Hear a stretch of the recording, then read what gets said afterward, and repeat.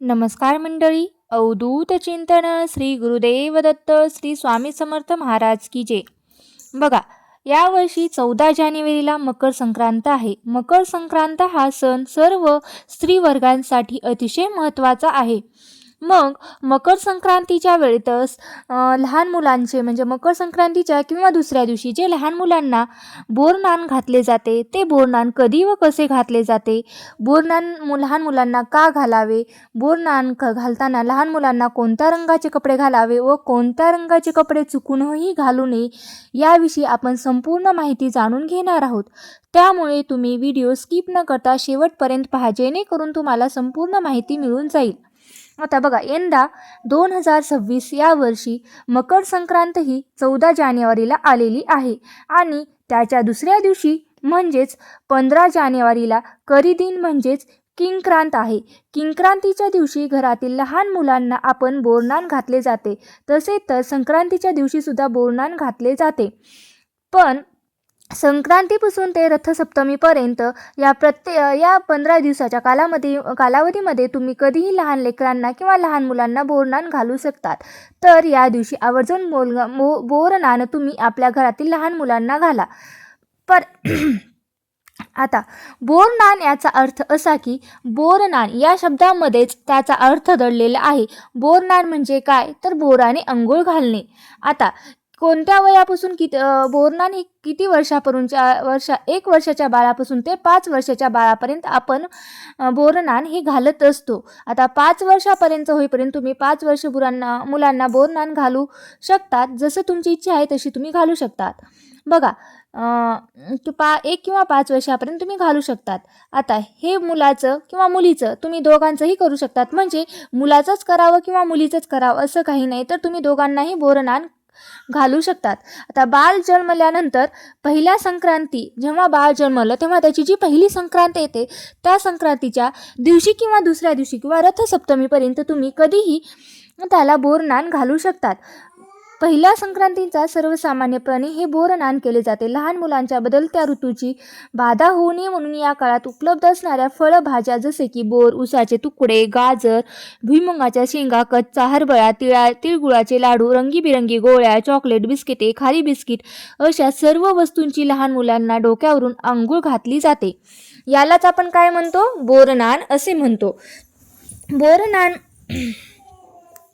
बोरनान संक्रांतीला लहान मुलांना बोरनान घातलं जातं. हे बोरनान उत्तम आरोग्यासाठी लहान मुलांना उत्तम आरोग्य मिळावं यासाठी घातलं जातं. आता आपल्या भारतीय संस्कृतीमध्ये किंवा सणासोबतच बदलत्या ऋतुचक्राचे आपल्या आरोग्यावर चुकीचे परिणाम होऊ नयेत म्हणून ही काळजी घेतली जाते. म्हणजे संक्रांतीनंतर वातावरणामध्ये हळूहळू बदल होत जातो आणि या वातावरणाशी त्याचं शरीर सुदृढ म्हणजे चांगलं बनावं आणि हे त्यामागचं शास्त्रीय कारण आहे. तरच बोरनान ते शक्यतो दुपारनंतर घालत असतात. सायंकाळी तुम्ही 4 ते 5 किंवा 6-7 वाजेपर्यंत तुम्ही लहान मुलांना बोरनान घालू शकता. आता या दिवशी आपल्या बाळाला बोरनान घालायचं. त्या दिवशी सकाळी आपला परिसर स्वच्छ करायचा, छानशी अशी रांगोळी काढून घ्यायची, आजूबाजूचा सर्व लहान मुलांना बोलवावे, काही स्त्रियांनाही बोलवावे, तसेच काही 5-7 सुवासिनींना बोलवायचे आहेत. आपल्या बाळाला औक्षण करण्यासाठी आपल्या घरामध्ये त्यांना बोलवायचं आहे आणि चटई त्यावरती बसायला लावायचं आहे. एखादा पाट किंवा चौरंग ठेवायचा आहे, त्यावरती उत्सव मूर्तीची बसवायचं आहे, म्हणजे आपल्या बाळाला बसवायचं आहे आणि ज्याला अंघोळ घालायची आहे त्या बाळाला त्या पाटावरती किंवा चौरंगावरती बसवायचं आहे. पण त्यापूर्वी तुम्ही बाळाला कोणत्या रंगाचे कपडे घालायचे आहेत. मुलाला रंगाचे झबले किंवा सदरा घातला जातो, तर मुलीला रंगाचे खणाचे पर्कल किंवा पोलके किंवा फ्रॉक घातला जातो. त्याचप्रमाणे बाळाला कपड्यावर उठून दिसतील असे हलव्याचे पांढरे शुभ्र दागिने आपल्याला घालायचे आहेत. म्हणजे काय करायचे आहेत, तर बाळाला शोभतील असे कपडे घालायचे आहेत. तसेच बाळाला हलव्याचे दागिने सुद्धा घालायचे आहेत. मग तो मुलगा असो किंवा मुलगी असो. मुलींना बांगड्या म्हणजे हलव्याच्या, मुलगी असेल तर त्यांना मुलगी असेल तर त्यांना पैंजण, बांगड्या, कानातले, गळ्यातलं असं करून घालायचं आणि मुलगा असेल तर त्यांनाही तसंच घालायचं आणि त्यांच्या हातात हलव्याची बासरी करून द्यायची. अशा प्रकारे तुम्ही करू शकता. दागिने घरीसुद्धा करू शकतात किंवा ते तुम्हाला बाजारात सहजपणे उपलब्ध भेटतात. दागिन्यामुळे काय होतं तर बालमूर्ती ही अधिकच म्हणजे आपला जो मुलगा किंवा मुलगी आहे ती अधिकच शोभून दिसत असते. आपल्या पाठावर किंवा चौरंगावर बसवायचं आहे. मग जर बाळ अधिकच लहान असेल तर 6 महिन्याचं किंवा त्याच्या खालील असेल किंवा 6 महिन्याच्या खालील असेल तर तुम्ही त्याला स्वतः मांडीवर घेऊन सुद्धा बसू शकता. किंवा जर बाळ खूपच लहान असेल तर तुम्ही स्वतःही बसून त्याला घेतलं आणि मांडीवर घेऊन बसलं तरी तुम्ही त्याला बोलणार घालू शकता.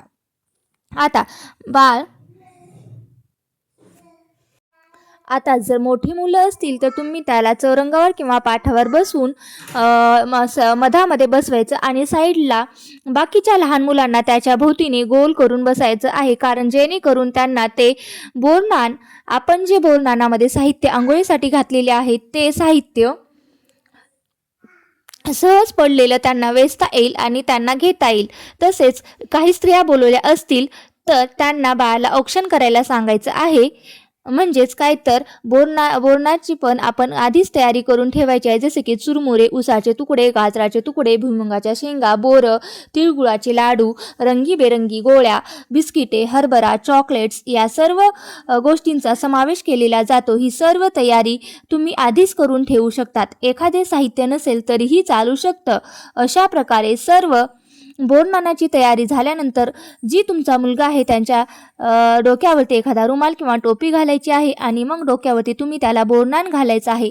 आपल्या घरातील मोठ्या व्यक्तींनी म्हणजेच आपली आई, काकू यांनी बाळाच्या डोक्यावरती एखाद्या पेल्याने किंवा ग्लासाने किंवा तुमच्याकडे जर शेर मापटं असेल तर त्यांनी सुद्धा तुम्ही त्याच्या डोक्यावरती ते आंघोळ घालू शकता. बघा, तुमच्या भागामध्ये जशी पद्धत आहे त्यानुसार तुम्ही करू शकता. आता आमच्याकडे तर जे मापटं असतं म्हणजे दळण करण्यासाठी जे आपलं शेर, आदली वगैरे असते त्यानेच बाळाला बोरनान घातलं जातं. पण तुमच्याकडे जी पद्धत आहे म्हणजे तुमच्या भागानुसार जशी पद्धत आहे त्या पद्धतीने तुम्ही बाळाला बोरनान घालू शकता. आता कोणत्या रंगाचा ड्रेस किंवा कोणत्या रंगाचे कपडे घालू नये तर आपल्या सर्वांना माहितीच आहे की यावर्षी मकर संक्रांत ही पिवळ्या रंगावर आलेली आहे. मग त्यामुळे काय करायचं आहे की पिवळा रंग आपल्याला हा वर्ज करायचा आहे. आता आपल्याकडे अगदी पूर्वीपासून अशी एक परंपरा चालत आलेली आहे की संक्रांतीने ज्या रंगाचे वस्त्र परिधान केलेले आहे तो रंग आपल्याला संक्रांतीला एकदम वर्ज करायचा असतो. म्हणजे त्या दिवशी त्या रंगाचे कपडे आपल्याला बिलकुल घालायचे नसतात. यामुळे यावर्षी मकर संक्रांत ही पिवळ्या रंगावर आलेली आहे. त्यामुळे महिलांनी किंवा लहान मुलांना जर आपण बोरनान घालणार असेल तर त्यांना पिवळ्या रंगाचे कपडे हे अजिबात घालायचे नाहीत आणि संक्रांतीच्या दिवशी महिलांनी पिवळ्या रंगाची साडी सुद्धा घालायची नाही.